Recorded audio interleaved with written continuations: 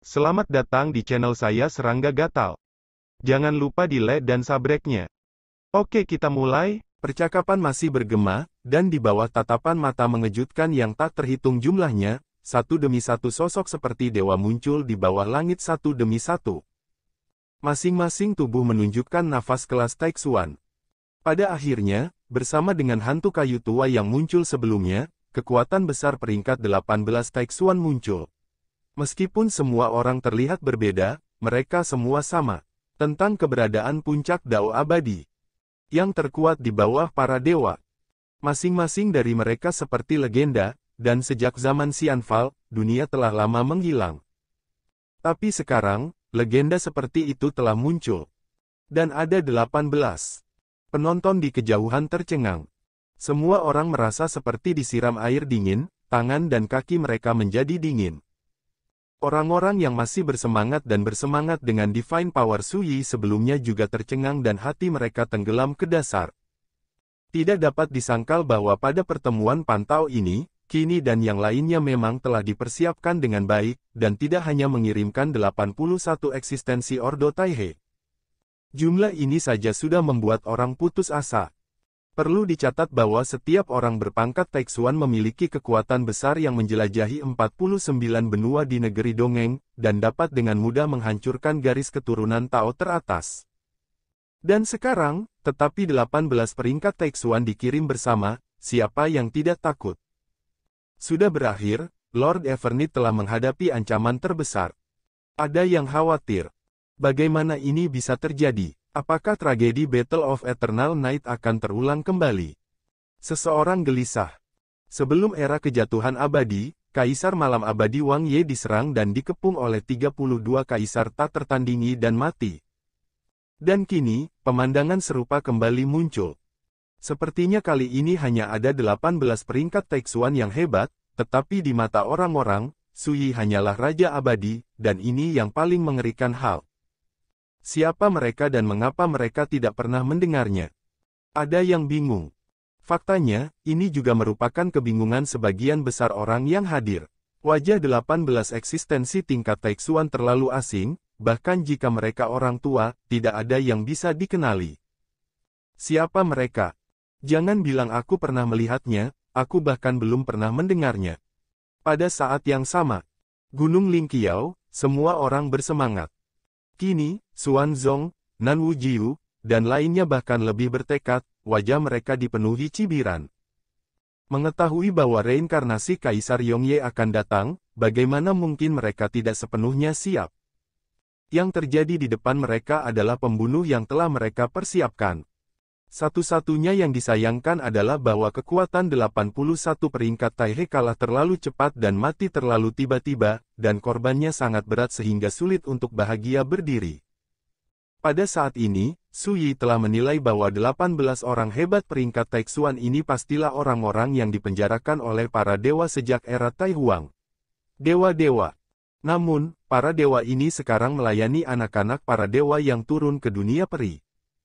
Semua ini juga memverifikasi kata-kata Dewi Sining, karakter anak dewa itu mungkin berjanji untuk tidak berakhir secara pribadi, tetapi mereka akan mengirim para dewa di sekitar mereka untuk berbaur. Ini sudah diduga. Satu-satunya hal yang membuat Suyi mengerutkan kening adalah bahwa musuh-musuh besar di kehidupan sebelumnya memang persis seperti yang dikatakan Chu Sentong di kehidupan sebelumnya, dan tidak ada satupun dari mereka. Mereka muncul. Tidak diragukan lagi, musuh besar dari kehidupan sebelumnya telah lama diharapkan, dan dengan kekuatan karakter setingkat anak baptis itu, bahkan jika mereka bercampur, akan ada menjadi tidak ada manfaat. Selain itu, mereka semua menunggu jalan untuk menjadi dewa muncul, jadi mereka tidak pernah bercampur. Ini membuat Suyi sedikit kecewa. Su Xiaoyou, apa pendapatmu tentang lineup ini sekarang? Di bawah langit, seorang lelaki tua dengan mahkota tinggi dan pakaian kuno tersenyum dan berkata.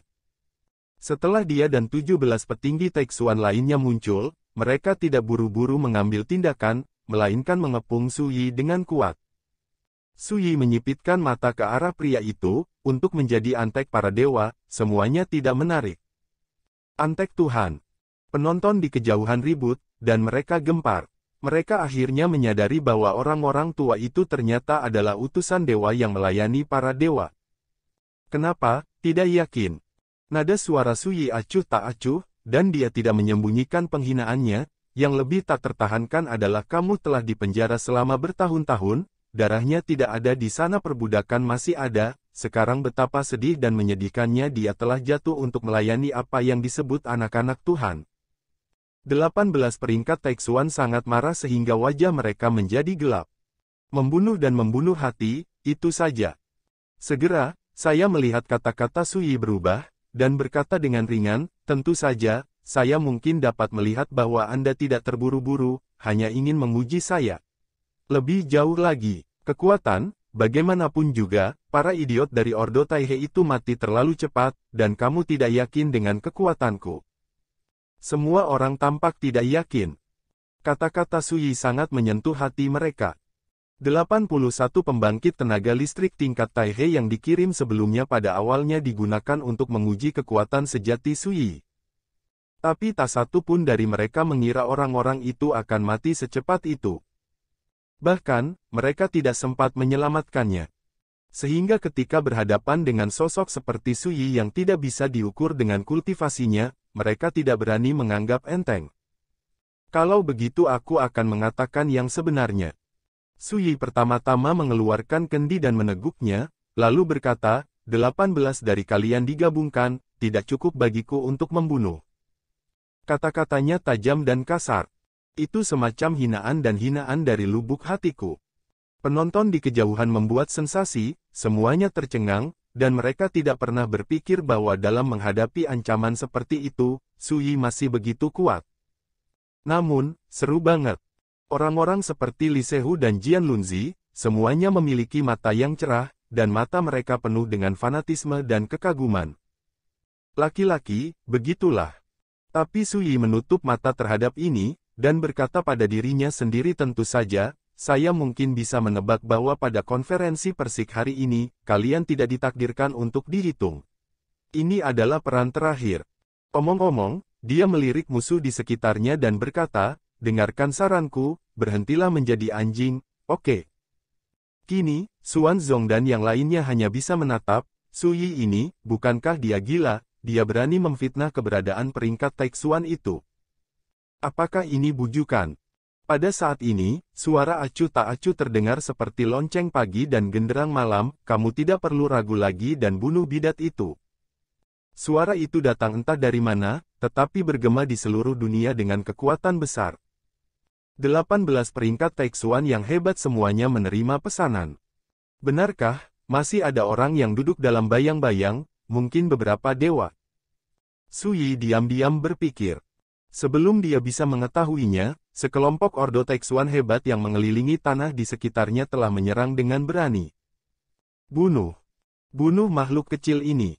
Ledakan. Xianbao terbang ke udara, dan pancarannya berkobar. Beberapa orang berkedip dan berubah menjadi 1000 kaki, dengan kekuatan hukum jatuh seperti sungai Yangtze, seperti penguasa dewa dan setan kuno, menghancurkan langit di antara tinju.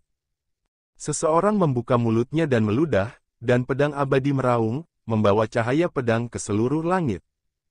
Seseorang memanipulasi angin dan guntur, memicu domain angin dan guntur, menutupi langit dan matahari.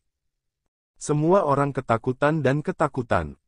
Untungnya belahan langit dan bumi itu sudah lama tertutup oleh kekuatan, malam gelap tanpa langit dan terlarang Tuhan tidak menyebar. Jika tidak, penonton di kejauhan pasti akan terpengaruh. Gunung dan sungai sepanjang 30.000 mil itu pasti akan lenyap. Ledakan.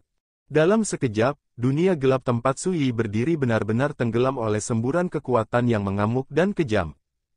Itu sangat putih sehingga orang tidak bisa membuka mata. Bahkan tokoh besar seperti Qini dan Xuan Zong tidak dapat lagi melihat pemandangan apapun, apalagi menggunakan indera spiritual mereka untuk menyelidiki. Jika tidak, akan ada serangan balasan yang mengerikan. Apakah Su itu mati? Nan Wujiu tidak bisa menahan diri untuk tidak berbicara. Menghadapi pukulan bersama dari 18 orang hebat peringkat Taixuan, bahkan orang-orang di alam yang sama tidak tahan, dan Raja Abadi mana di dunia ini yang dapat bertahan hidup. Seseorang berbicara dengan keras. Oh, aku dulu angku dan angku, tapi aku tidak bisa melawan, dan aku dibom sampai mati. Ada yang mencibir, lega. Lord Evernith, bukankah seharusnya dia? Penonton di kejauhan semua tercengang dan putus asa.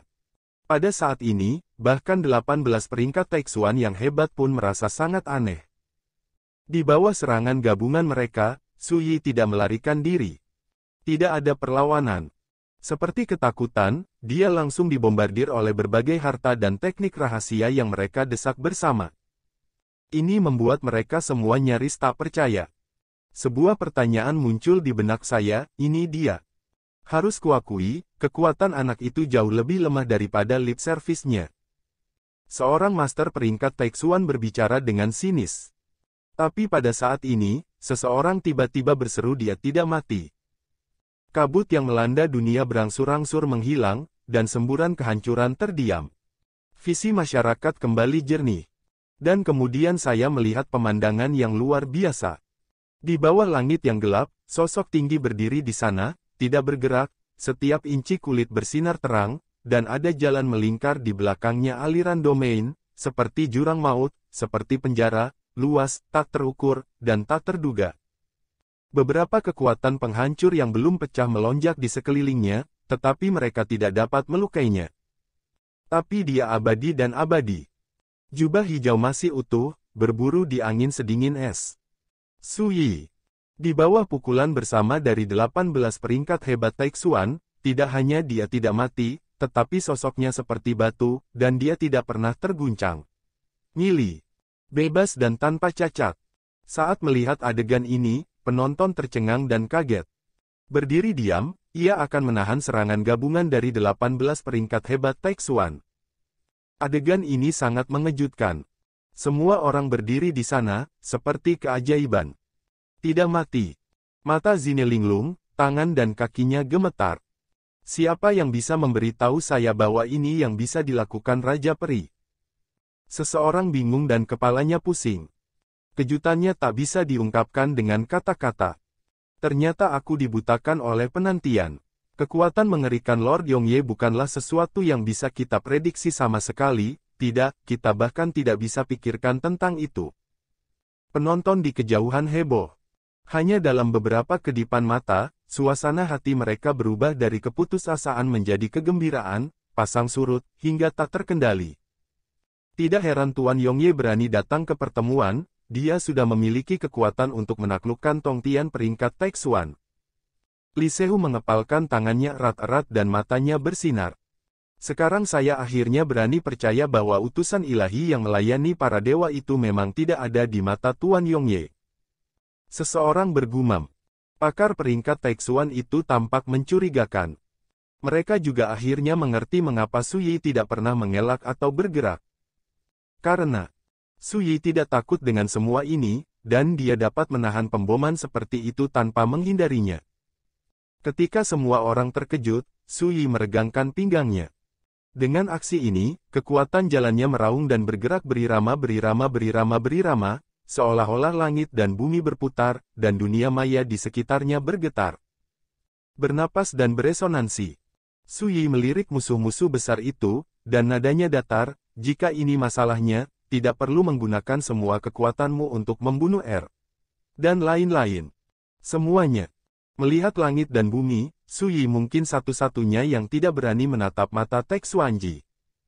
Wajah 18 master besar peringkat Taixuan suram, jelas terprovokasi secara menyeluruh, dan niat membunuh mereka mengguncang dunia.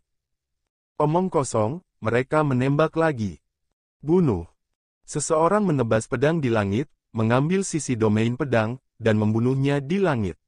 Di domain pedang, 10.000 pedang meraung bersama, dan energi pedang itu seperti longsoran besar.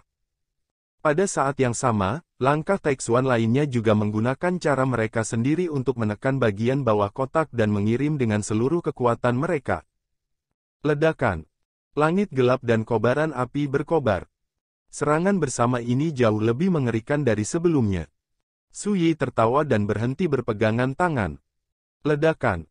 Cahaya dan hujan yang tak terhitung banyaknya turun, dan Su Yi telah datang ke Kaisar Kendo peringkat Taixuan. Kamu juga berani menggunakan pedangmu di depanku.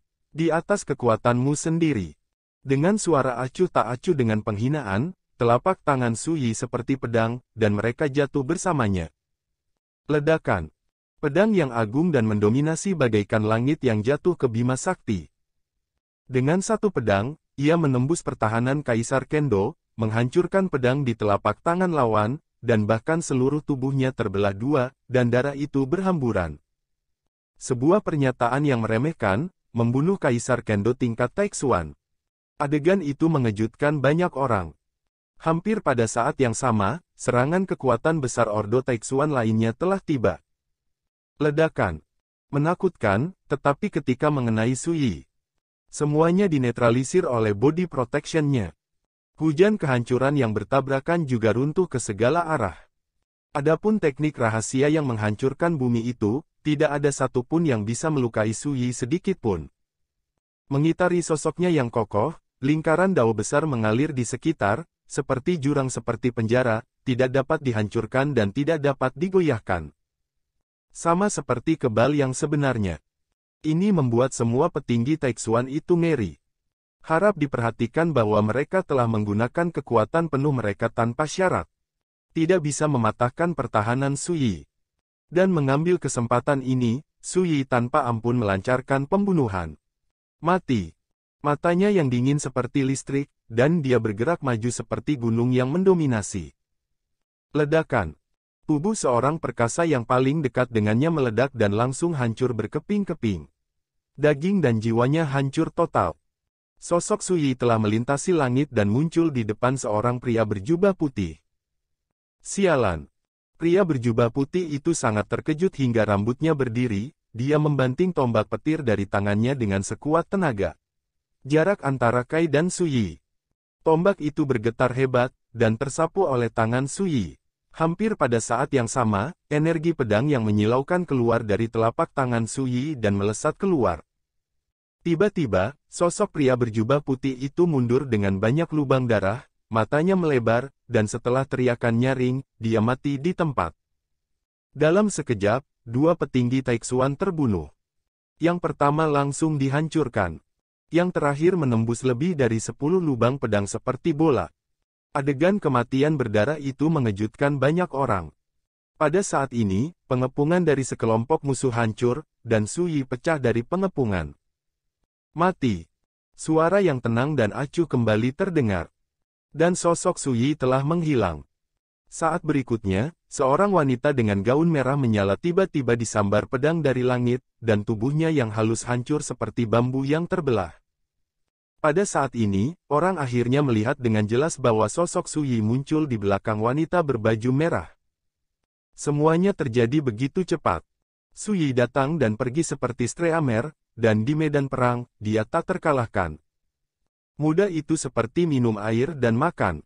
Bunuh. Dua master peringkat Taixuan mengambil kesempatan itu dan membantai Su Yi satu demi satu. Su Yi tidak menghindar, dan melawan dua musuh besar sekaligus. Sekejap mata, hidup dan mati. Su Yi melakukan serangan putus asa itu, menghancurkan serangan keduanya seperti bambu yang patah, dan melemparkan tinju seperti pedang, menghancurkan keduanya di tempat dalam satu gerakan. Darah berceceran seperti darah terik matahari. Hanya dalam beberapa kedipan mata, 6 orang tewas satu demi satu.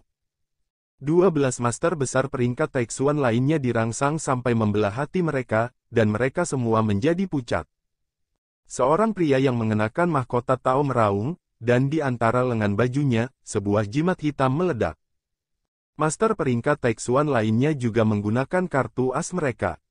36 istana megah dan misterius turun dari langit, seperti kuil di langit yang menekan dunia.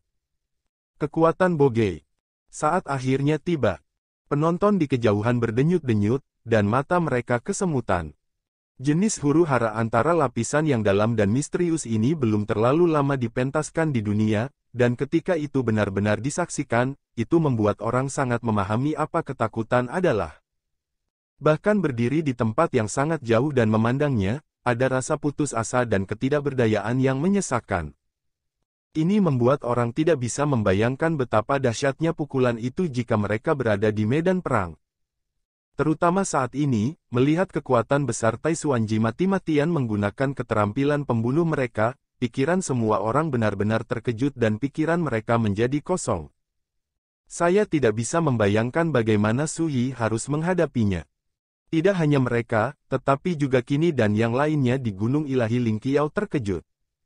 Untuk pertama kalinya, saya merasa bahwa bahkan kepala sekolah tingkat raksasa seperti mereka, yang bertanggung jawab atas otoritas yang mengerikan, tampak luar biasa di depan Taixuan seperti itu. Perang tingkat ketidakberdayaan dan ketidakberdayaan. Pada saat ini, di hadapan gerakan membunuh seperti tabu yang ditampilkan oleh musuh, Su Yi tertawa. Lalat capung mengguncang pohon. Gentang. Di telapak tangannya, pedang Dao muncul. Pedang itu tingginya 3 kaki 3. Pisaunya gelap gulita seperti malam yang gelap dan pekat. Di gagang pedang, 2 karakter kecil terukir, dunia. Ini adalah pedang manusia yang telah dirombak oleh tungku peningkat surga. Namun, pedang ini benar-benar berbeda dari masa lalu. Dengan pedang di tangan, bersama dengan seluruh tubuh Su Yi, raungan pedang terdengar tiba-tiba. Seperti suara yang merindukan darah. Tanpa penundaan, Su Yi berdiri, jubahnya berkibar, dan dia menebas dengan pedangnya. Ledakan. Sebuah ki pedang melonjak ke langit, dan ada 6 adegan reinkarnasi yang tercermin di dalamnya, seolah-olah dunia bawah yang misterius telah muncul kembali di dunia. Roda 6 pedang. Saat pedang ini jatuh. Ledakan. Berbagai kekuatan yang dipenuhi dengan kekuatan dewa-dewa terlarang mengalami dampak yang mengerikan di bawah pedang ini. Gunung itu runtuh dan runtuh. Ke-36 istana terkoyak. Untuk sementara waktu, dunia terjerumus ke dalam adegan yang bergejolak dan merusak. Pada akhirnya, di bawah tatapan mata ngeri yang tak terhitung jumlahnya, pedang Su Yi menghancurkan 12 pembunuh kuat peringkat Taixuan dalam satu gerakan. Bahkan sosok-sosok kuat itu dipukul dan terbang ke arah yang acak, dan banyak orang terluka parah dan tubuh mereka berlumuran darah. Kekuatan pedang sangat kuat. Apakah ini kekuatan reinkarnasi yang dapat menahan kekuatan para dewa? Seseorang gemetar secara fisik dan mental dan berteriak.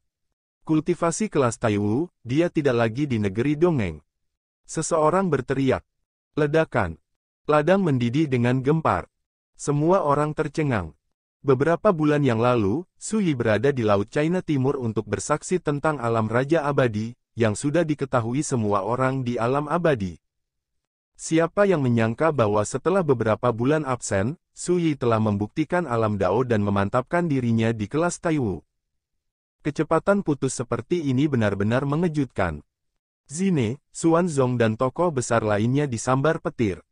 Sampai sekarang, mereka akhirnya menyadari mengapa Su Yi berani pergi ke pertemuan sendirian, kepercayaan terbesarnya adalah kekuatan kelas Taiwu. Dan ini, mereka tidak menghitung sebelumnya. Sekian dulu dari Mimin. Terima kasih.